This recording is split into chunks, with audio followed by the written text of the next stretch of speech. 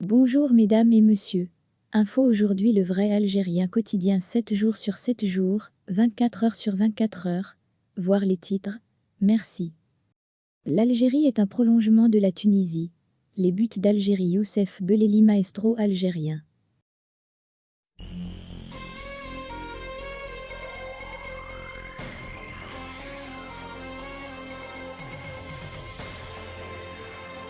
La diplomatie entre l'Algérie et la Tunisie respire la bonne humeur. C'est du moins le constat qui est fait, si l'on comptabilise les dernières visites répétées des autorités des deux pays voisins du Maghreb. En effet, la visite de ce jour du président Abdelmadjid Tebboune entre dans le cadre du renforcement des relations entre Alger et Tunis. Après son arrivée, ce dernier a pu s'entretenir avec son homologue tunisien. Suite à un tête-à-tête, les deux chefs d'État ont tenu une conférence de presse conjointe cet après-midi à Tunis. La Tunisie est un prolongement de l'Algérie et que l'Algérie est un prolongement de la Tunisie, a déclaré le leader algérien, ajoutant que l'Algérie n'économise aucun effort pour aider la Tunisie, mais toujours dans le cadre de ses capacités.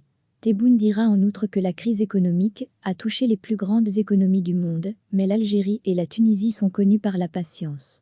On est habitué à la patience, on n'a pas une ambition plus qu'il en faut, et on n'a pas la culture de la défaite. Comme le dit mon frère Kay, notre culture est celle de la victoire, même avec rien du tout, on gagnera si Dieu le veut, a-t-il laissé entendre depuis son arrivée au pouvoir en décembre 2019. Le président Tebboune a effectué une seule visite d'État, et elle l'avait menée en Arabie Saoudite. Aujourd'hui, le président Tebboune a atterri à l'aéroport de Carthage. Raison pour laquelle Kessé a qualifié cette démarche de visite historique, mais aussi vu l'ampleur des questions qui ont été traitées par les deux chefs d'État. De son côté, le président Tebboune a affirmé son soulagement vis-à-vis de ce qui est ressorti des discussions qui ont été menées par les gouvernements des deux pays. Lors du même point de presse, le président Tebboune a déclaré que les discussions ont été centrées sur les questions continentales, notamment sur la situation en Libye. Tebboune a souligné qu'il partageait les mêmes points de vue avec le président tunisien.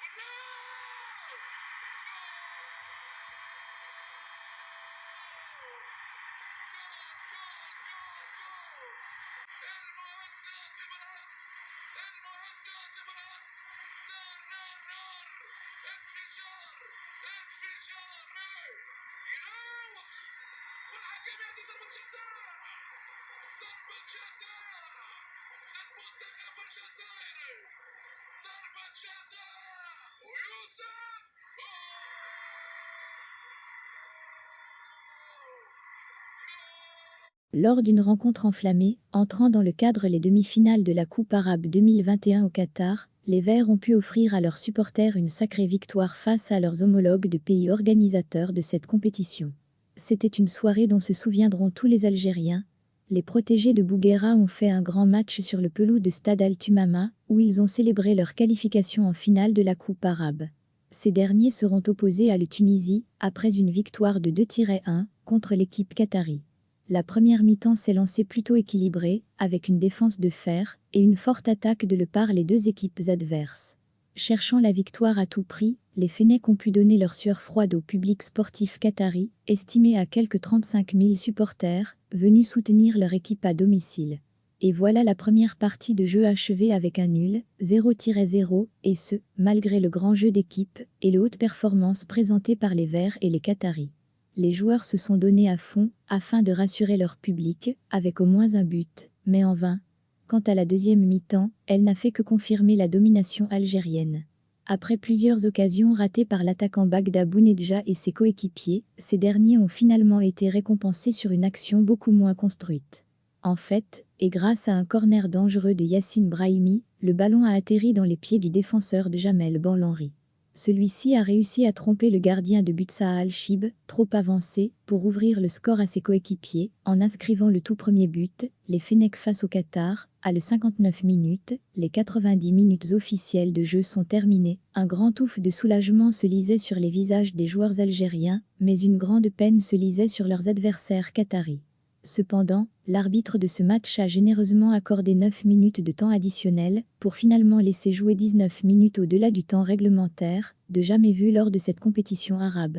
Un geste qui a suscité le mécontentement les Verts, de leur sélectionneur Bouguera, mais aussi les supporters algériens, qui n'ont trouvé aucune logique pour cette décision de l'arbitre. Les joueurs qataris ont pu égaliser le score lors des 10 temps, précisément à le 90 plus 7e minute. Une égalisation qui n'était pas au goût du maestro algérien Youssef Belheli. Habitué à être décisif, notamment lors des grands matchs, Belheli est venu au secours les Algériens, en inscrivant un penalty, d'abord provoqué par Yassine Brahimi, à le 90 plus 17e minute, quelques jours après son but héroïque contre le Maroc.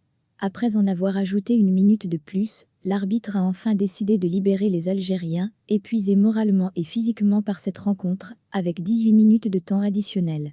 Sur ce, les Fennecs ont garanti leur qualification à la finale, où ils vont faire face aux Aigles de Carthage, à Alcor. Sachant que ces derniers se sont défaits de l'Égypte à la dernière seconde de temps réglementaire, 1-0, un peu plus tôt dans l'après-midi de ce mercredi 15 décembre.